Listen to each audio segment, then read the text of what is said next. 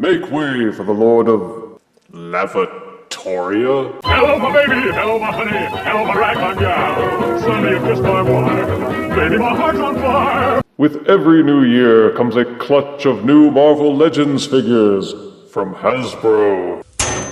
In this case, we now review Dr. Doom from the Super Skrull Build-A-Figure set. Each figure in this set is from the Fantastic Four. The Fantastic Four have already had a series of Legends figures, which were all Walgreens exclusives, one of which was Marvel's Thing, which we have already reviewed. However, there were only 4 from that set, while this set contains 6 figures, 7 if you count the Build-A-Figure, and these figures are for general release, meaning you don't have to go crawling to big Walgreens to find them. Dr. Doom is of course the longtime nemesis of the Fantastic Four, the villain character, and who had the longest history in the comic books besides the Mole Man. He was the boss of the fictional nation of Lavernia, and fought against the Fantastic Four because he was mad at Reed Richards being smarter than him or something. His motives were always kind of hard to pin down, but he was popular enough that he ghosted across several of the Marvel comic franchises as a villain character. His shtick was that he was smarter than everyone else, so he was kind of like Lex Luthor. But he also made himself a suit of battle armor so he could contend with physically stronger heroes, just like Lex Luthor. His suit had a face-covering mask. The armor was really tough with lots of electronic gadgets, blasters in the gloves, and jet boots which allowed him to fly, making him just like Iron Man. Which I always found interesting because Doom's thing was that he was supposed to be smarter than everybody else. Except Tony Stark very clearly made better armor than Doom's. The box shows off Doom in his little prison, with some kind of goofy character art off on the side panels, and photos on the back, along with a list of all the figures you will need to complete the Super Skrull. The multilingual bio reads, Victor Von Doom uses his incredible intelligence and mystical abilities to oppose the Fantastic Four. But let us now open the box and see if Dr. Doom can oppose this review.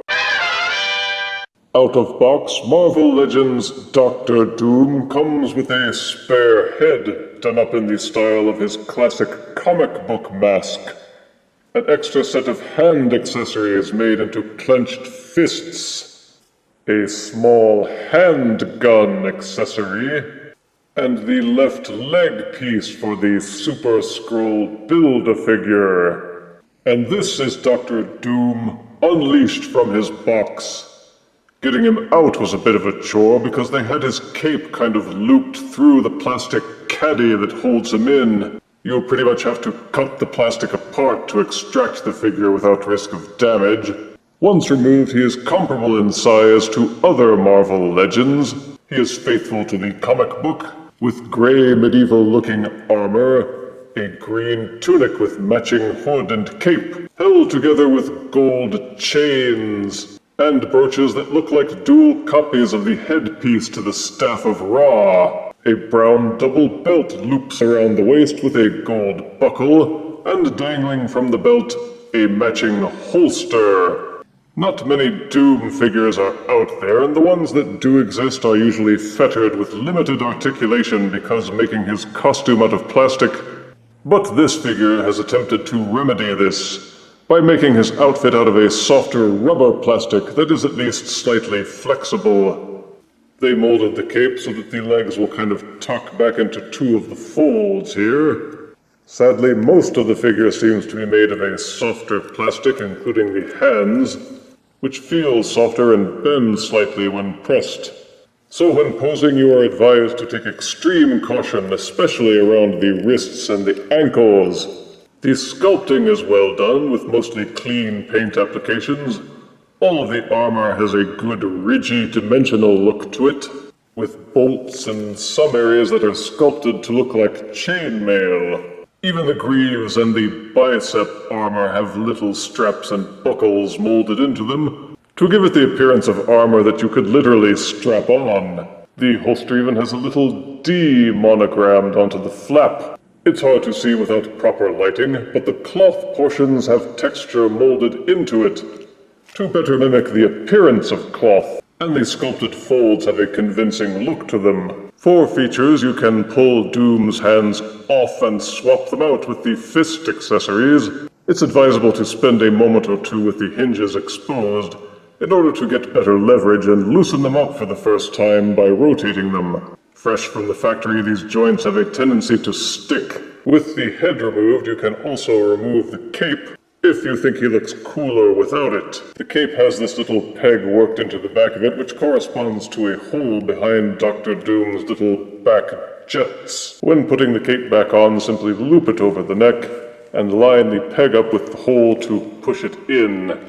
The peg at least holds the cape in place and makes sure that it doesn't jostle around too much.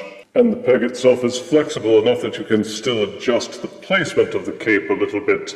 Rip off Doom's head, sorry, and replace it with the second one, which is sculpted more along the lines of his classic comic book appearance. The first head is more like the 2005 movie, but thankfully not a perfect match because that movie stunk. But the face sculpt does look familiar. The pistol will slide and hold into either one of the open hands.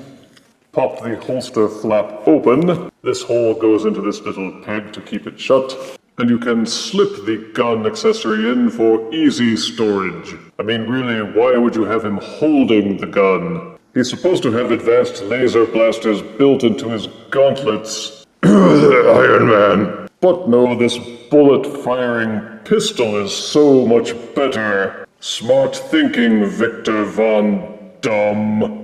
For Articulation, Marvel Legends Dr. Doom has the usual setup for most Legends figures. The head is ball-socketed and will rotate 360 degrees. It will also lean forwards and backwards on an installed hinge, but be careful with it because you don't want to tear the plastic. Each shoulder has a ball socket and a hinge setup that will allow it to rotate 360 degrees and also splay up and down. There is an upper bicep swivel. There is also a double-jointed elbow that will allow for a robust elbow bend.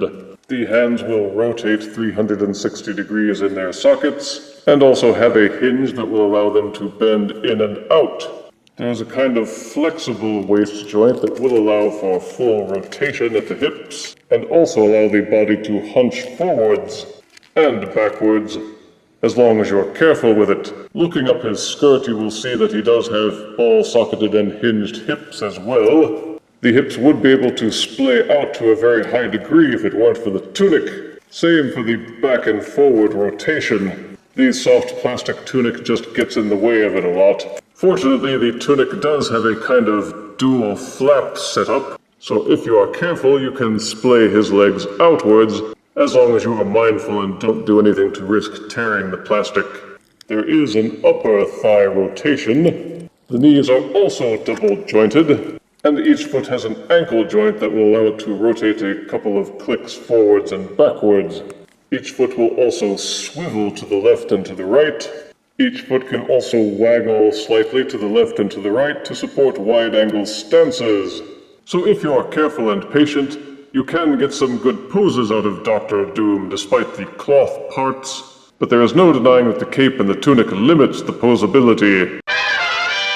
For size comparison, here is Marvel Legends Dr. Doom next to the Judge Doom Funko Pop. Here is Marvel Legends Dr. Doom next to Marvel Legends The Thing. And here is Marvel Legends Dr. Doom next to Marvel Legends Build-A-Figure Hulkbuster, who was smart enough to build the better armor, Dr. Doom. Hooah! The Marvel Legends Dr. Doom figure is one that Fantastic Four fans have been waiting for a long time, and they did indeed deliver with a figure that fans will no doubt snap up. Positives are good sculpting and detail, proper tributes to his comic origins along with nods to more current designs.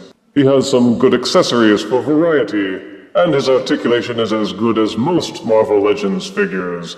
Negatives are some weak-feeling plastic at the wrists and ankles with worrisome potential for breakage. The cape looks cool, but in the end it's just a plastic rubber slab. The brooch sections fly away from the chest portions too easily, and the hood and cape are separate pieces, so there is gappage between the neck and the cape. And despite having good articulation joints, the tunic hood and cape get in the way a lot and limit the number of poses you can pull off. The classic head on mine had a kind of lopsided look to it, and the plating around the knees and elbows looks a bit fragile. But this is still an excellent depiction of Dr. Doom, and if you are ever a fan of this character, this figure is a marvelous choice. I give Marvel Legends Dr. Doom 7 out of 10 deaths. Guess he flunked out in 2005. If you refuse me, honey, you lose me. Then you'll be left alone, oh baby. Tell them all and tell me I'm your own.